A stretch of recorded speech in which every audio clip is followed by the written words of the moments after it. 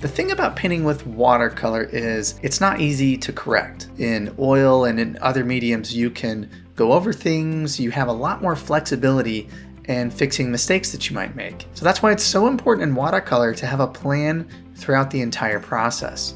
But one often overlooked part of that plan is how you finish your painting. That's exactly what I'm going to talk about today. When do you know that you're done? When do you need to step away? So today I'm going to show you how I paint this scene. Pay special attention when we get to the end of the painting. I have 3 keys to give you on how to finish your painting. As you may have seen in all of my other videos, the first thing I do is start off with a drawing. The second thing I do is wet down the back of my paper and the front of my paper. Now I'm not getting my paper completely soaked. I'm just getting it nice and damp with a sponge on both sides. And what this allows me to do is to have more time to work wet into wet.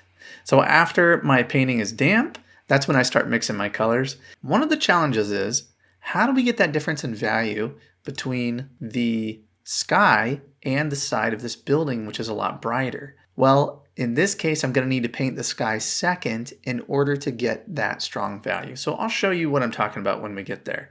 I start off in the brightest part of the painting, laying in some nice warm tone here for the lit up side of this house. Now I'm working my way around the scene and dropping in colors wet into wet.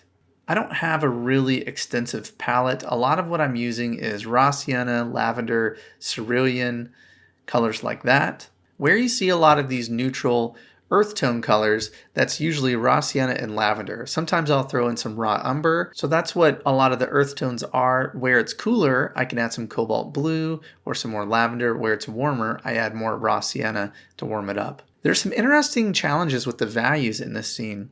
One of them is the car is a really light color. It's a white car, and the grass is really light colored as well. But you can see in the reference photo that the car is lighter in value than the grass. So how do we get that value difference? Well, we have to have a game plan. So I'm laying in the light values of the scene all over the place. But when I come to that car, I'm being especially careful not to let this other value drift into the white of the car. So I am painting it all wet into wet. I didn't get my paper just absolutely soaked. If I had done that, all this green would flow down into the white of that car and I would lose that brightness that I want. So I'm paying attention to what's going on in the paper, and I've just dampened my paper in order to still have some control in these areas while I paint. So that first wash was pretty straightforward. Here is a look at all of that. Now, that blue sky is going to be a lot darker. It's going to be more in the middle value range. So after my paper is dried, that's what I'm going to paint next. Once my paper is dry, I'm ready to move into some of those stronger values. And this is going to help me really get that light bright on the side of that house. And I kind of forgot what I was doing and I started painting the trees over here, then realized, hey, I need to paint my sky again. So I went in with a dark mixture of cobalt blue and cerulean. You want this mixture to be a pretty thick consistency. You don't want to keep it too weak. That sky needs to be dark in order to get the light to really shine on the side of this house. If I went in with a really weak mixture that's more water than paint, I wouldn't get that boldness that I'm really wanting. And I'm carefully painting around these areas of the house. And I have a big brush here. I'll get a smaller brush and come back and take on some of that. But for now, I'm using my big brush. And this smaller brush gives me a little more control when I need to paint around some of these areas very carefully. And while the sky is still damp, I'm laying in the roof, and that is some raw sienna, raw umber, and a little bit of neutral tint. And I wanted to get a soft edge on the top of this house, and that's why I went ahead and laid it in while the sky wash was still damp. And I'm going right into the shadow of the house. And so I'm connecting that. I'm able to move right into this and let that just kind of fuzz with the sky color. I'm going to do a lot of defining with the trees that are around the house. And so I can leave things pretty vague and let colors kind of run together because I know that I'll get that definition when I go back in with some darker paint. And I want to connect that shadow right into here. And I'm mixing some warmer colors and some cooler colors. What I don't want to do during this part of the painting is just get one pool of paint and use that all over the place. Variety is important, and so even in these larger washes, I try to mix in some cool, some warm, come back to my palette, and keep things interesting, keep things fresh. And I really liked this red thing on the porch. I don't know what that was, but it added a little bit of color to the painting.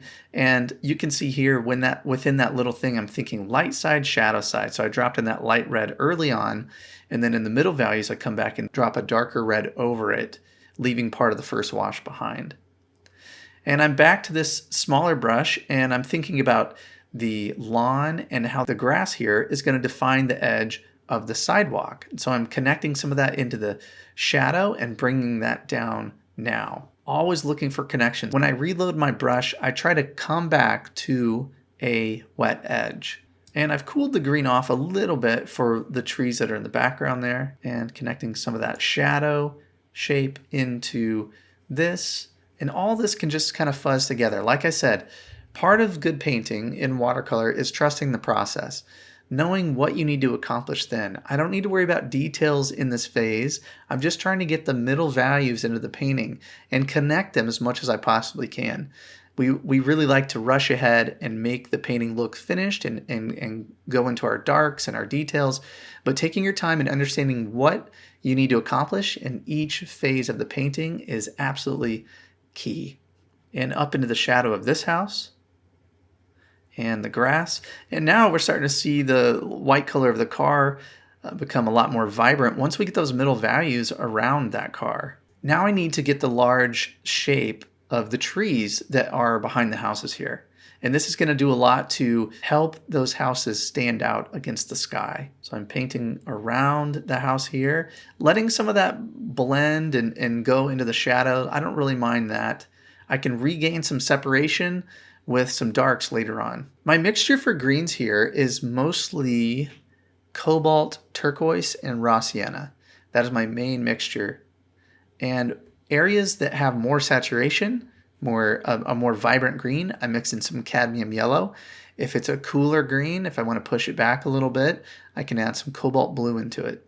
And it's a pretty simple recipe for greens, but I feel like it offers a lot of variety. And now I'm connecting some of the values of the house into the trees. This was a fun part of the painting, adding a few little dashes for the steps and the stairs.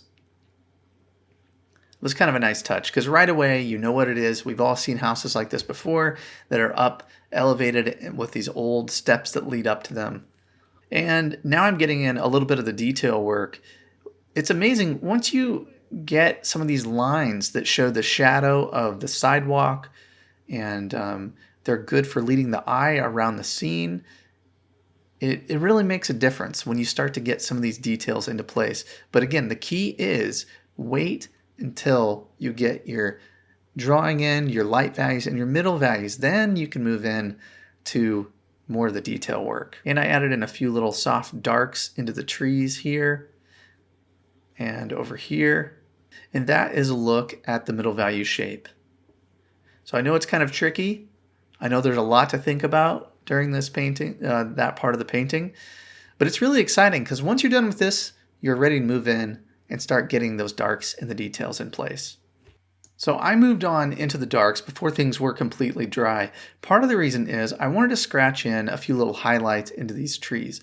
I'm just using my fingernail and breaking up the shape a little bit. And you'd be amazed when you get kind of a large nondescript shape. Once you get a few of those details in, it starts to read like trees and it all kind of makes sense. I wanted to go in and start adding some details into the house. Once you get windows onto the houses, they really start to look like houses. We need that little bit of detail. And look how powerful that light is right on the side of the house. It's one of the things that always catches my eye if I'm driving around, walking through the neighborhood, seeing that light effect. And once you learn to paint in stages and think about values, you can create that. So by painting the sky in the second wash and going dark enough, I can really get that feeling of light against the house. So little bits of dry brush and darks and things like that bring some much needed detail to the scene. the dark on the windows, the details on the wheels, that all makes a big difference, especially when you get the shadow under the car. And once this has a bit of importance to it, the rest of it kind of falls into place. Adding a few more darks, some in the shadows, some on the houses, to bring a little bit more detail and finish to those areas. I've spent considerable time on this painting, and now that we've gotten to this point, I don't want to overwork the painting. And that's a big concern when it comes to watercolor because it's not super correctable. So how we end the painting is very important. And so I have 3 things for you to think about when it comes to finishing your watercolor painting. The first thing is, when it starts to resemble something, stop. When it starts to remind you of something or resemble something, and it kind of looks close to what you want it to be, that's when you need to stop. That's how you can create an impression of the scene. And this is going to be different for everybody depending on your style of painting. I like a loose impressionistic style of painting. You might like something that is a lot more polished and a lot more realistic, and that is great. So these look like houses, that looks like a car. The values are right, things are working. If I get really obsessed with the branches or the details on the porches or whatever it is in the scene, I'm going to really focus in on that part of the painting and lose sight of the large impression. That brings me to key number 2, which is step back often. So many times when we are painting, we are right up on the painting. We are focused really on the small little detail, the small little area that we are working on, the car in the scene, little bits of detail that don't necessarily mean much. When everything in your painting is emphasized, then you emphasize nothing. When everything in your painting is important, then nothing in your painting becomes important. So you can leave parts of your scene more unfinished, and you can add the details and really focus in and hone in and polish the specific areas that are important. Now in this painting, it would be the car and this house over here. Those are the priorities for my painting. I'm not so much interested in this house or, really making the trees all look super realistic. To me, that's when you get into overworking. That's when you lose a lot of the life and spontaneity that can come when you paint in watercolor.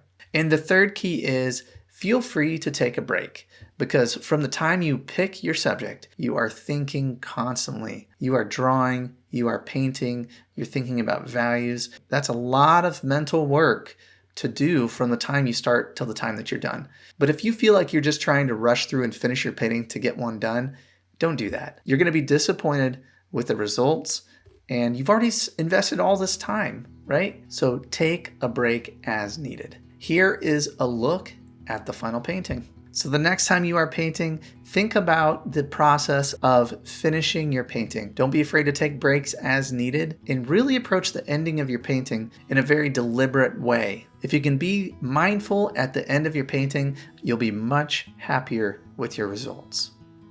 Have you ever been really excited about a painting and you get all set up, you find that right reference that you're excited about, and then it's time to go and you feel lost? You ever had that experience? Well, I have a free resource that I want to give to you today that can help with these problems.